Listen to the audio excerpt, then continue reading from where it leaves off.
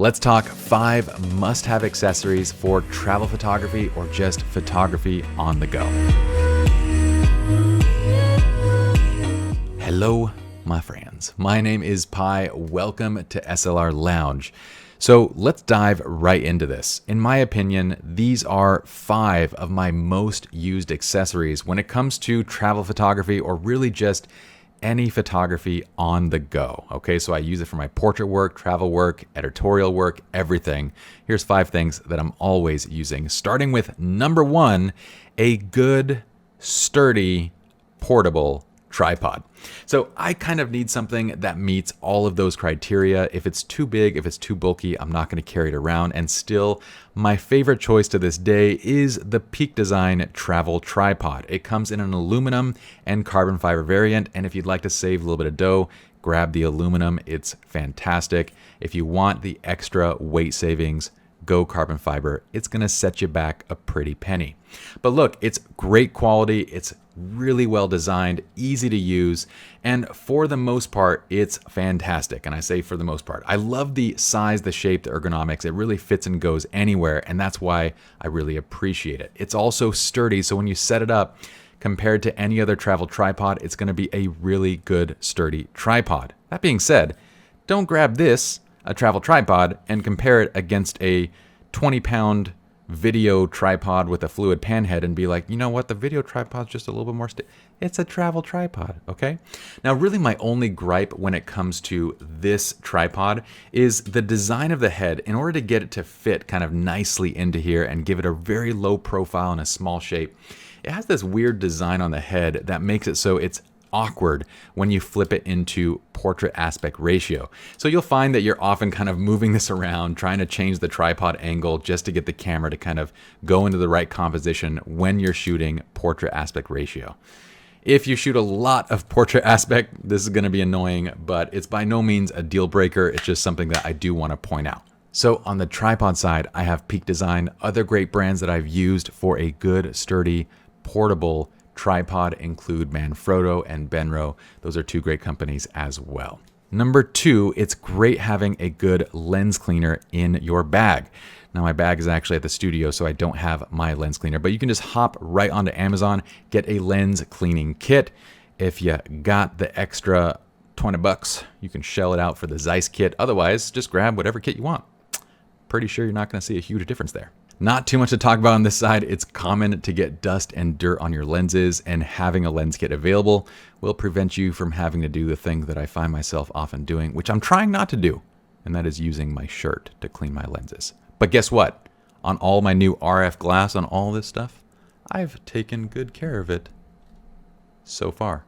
Must-have accessory number 3 is the RGB LED. So here I have my trusty Falcon F7, a great option here. It comes with a little accessory kit with a grid. I also have here a LumaCube with a little diffuser panel over it, another great option. These cost around $100 or so bucks. They're great to have for several reasons.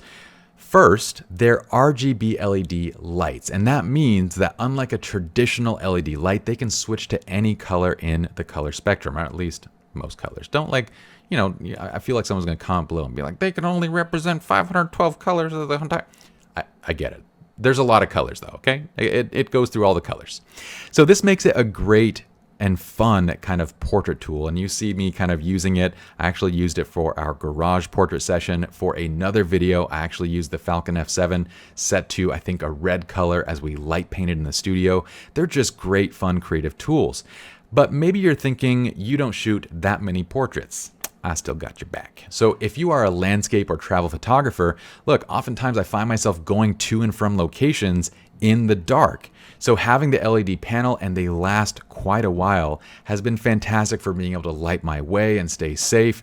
It's also great once you're on site. If you're doing a landscape, you can use them to light paint. They're just great creative tools that are also there for your safety as well. It's worth having. Accessory 4 is the Gnarbox 2.0. Now, really, when it comes to importance, this is number 1, okay? On-site backup is absolutely critical, especially when you're shooting professionally, especially when you're on the go and away from the studio, okay?